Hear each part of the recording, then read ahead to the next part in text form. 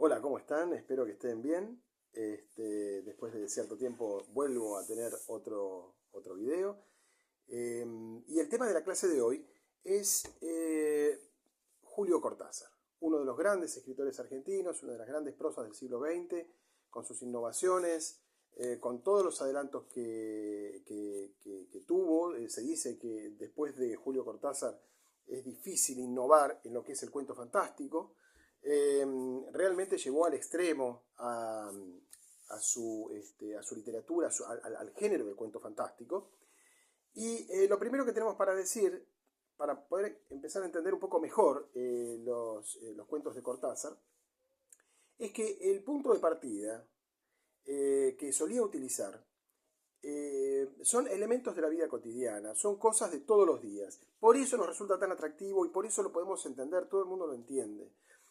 A diferencia de Borges, que Borges a lo mejor, si bien en algunos aspectos era mucho más profundo, claro, solían ser reflexiones, su punto de partida, reflexiones sobre la metafísica, sobre el espacio, sobre el tiempo, ¿no? Entonces, a partir de esas reflexiones, él construía su cuento. Pero en el caso de Cortázar, él parte siempre de cosas cotidianas, de todos los días. Así tiene cuentos muy humorísticos, como por ejemplo podría ser instrucciones para subir una escalera. Instrucciones, todo el mundo sabe subir una escalera, o por lo menos cómo se hace, cuál es la técnica, pero él decide hacer en un cuento las instrucciones, decide dar las instrucciones de cómo hacerlo correctamente. Lo mismo instrucciones para dar cuerda a un reloj, algo que quedó en desuso ya en el siglo XXI, nadie usa reloj a cuerda prácticamente, o sea, era un reloj pulsera que uno tenía que dar todos los días, tenía que dar cuerda, ¿no?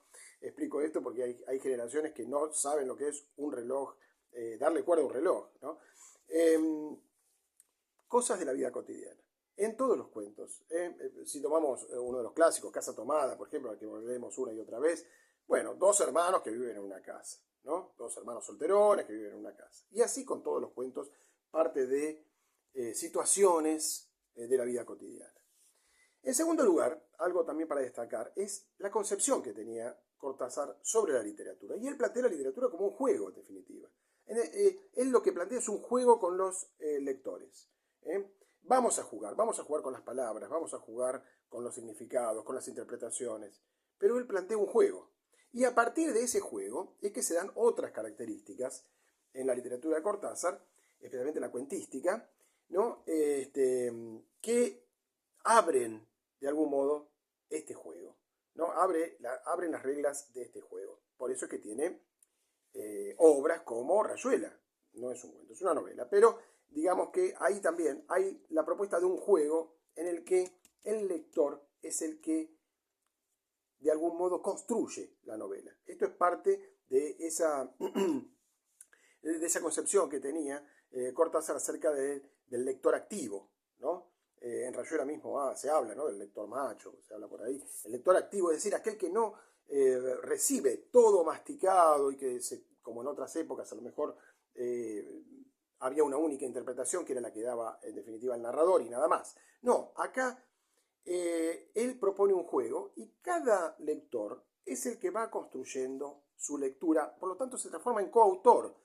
Esto inclusive todas las teorías modernas de la crítica lo tienen, es decir, hay una reescritura de la obra en el momento en que uno lo lee. ¿Por qué? Porque uno vuelca todas sus emociones, todas sus vivencias, todo lo que nos puede sugerir esa novela o lo que no nos puede sugerir, ¿no es cierto? Por eso es que a algunos les gusta más un cuento o una novela que otros. A otros dicen, no, es horrible. A otros dicen, no, a mí me llegó realmente. Claro, pero tiene que ver con las vivencias, tiene que ver con esa reescritura, ¿no? Que se hizo en el momento de la lectura. Lo lúdico está siempre presente en Cortázar por este tema del juego.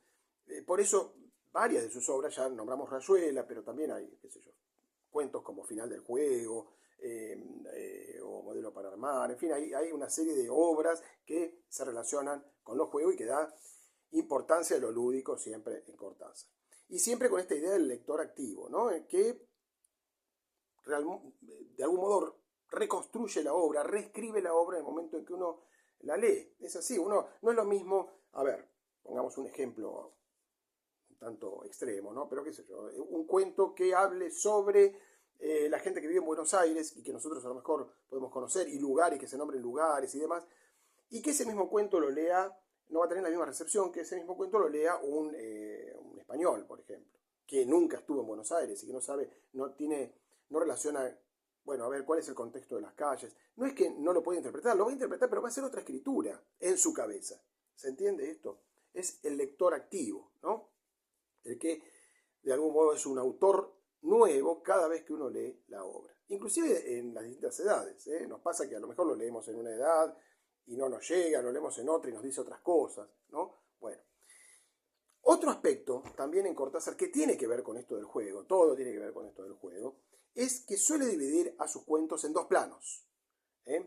Por eso muchos hablan de una literatura de pasajes en Cortázar, porque se suele pasar de un plano a otro. Se juega con esos planos, se juega de distintas maneras, a veces se intercalan, se fusionan, bueno, se da vuelta, se mezclan en algún momento en el argumento o quizás al final, o se invierten, es decir, se juega con esos planos.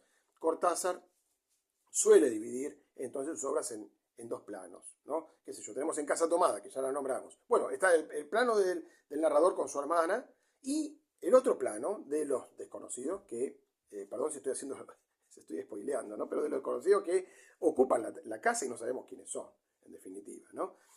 O nos pasa lo mismo, no sé, en La noche boca arriba, con este plano de un hombre que sale a andar en moto, otro hecho cotidiano, ¿no? En la ciudad, con este moteca, este aborigen perseguido por los aztecas, ¿no? Que es el otro plano, ¿no? Y que hay un juego muy especial, se los recomiendo leerlo, esta no se los voy a spoilear porque vale la pena leerlo, y que al final nos damos cuenta de qué plano es cada uno, ¿no? Entonces los planos pueden ser así, ¿no? O en Continuidad de los Parques, ¿no? Un cuento muy breve, pero que está muy claro, muy delimitado, los planos de la realidad y la ficción, ¿no? Y cómo nos quedamos perplejos, porque es un cuento fantástico, y con la duda, si la realidad se metió en la ficción o la ficción salió a la realidad. No lo sabemos eso. Esa es la propuesta de juego de Continuidad de los Parques, y que cada uno interprete lo que quiera, ¿no? Bueno, así tenemos entonces realidad, ficción, vigilia, sueño, nosotros y los otros. En Axolotl está el yo, que después se funde en el nosotros, ¿no? Cuando, ¿no? Recordarán el cuento Axolotl, el que va a ver todos los días este señor, va hasta el zoológico y ve a estos bichitos, ¿no? Y está fascinado con ellos al punto tal de transformarse de algún modo en un axolotl más. Muy bien, otro aspecto también a tener en cuenta es la ambigüedad, que ya venimos hablando de la ambigüedad, en realidad. La presencia de la ambigüedad es una constante en Cortázar. ¿Cuál es la interpretación? Bueno, hay más de una interpretación. En Casa Tomada, volviendo al cuento, ¿no? Casa Tomada, hay tantas interpretaciones. Podés decir lo que quieras, ¿no? De quiénes son los que ocupan la casa, ¿no? Eso queda a criterio del lector. Pero recién decíamos, Continuidad de los Parques. ¿Qué pasó ahí? ¿La realidad se metió en la ficción en la realidad? Bueno, es ambiguo. Queda sin resolverse. Por último, hablo un poquito acerca de esta presencia o de esta creación de climas, de atmósferas especiales que se producen en los cuentos de Cortázar, y que solo un maestro de la cuentística lo puede hacer, ¿no? Porque es construir una atmósfera, un clima especial con palabras, nada más. Y ahí tenemos un ejemplo, pero paradigmático, que es el caso de No se culpe a nadie.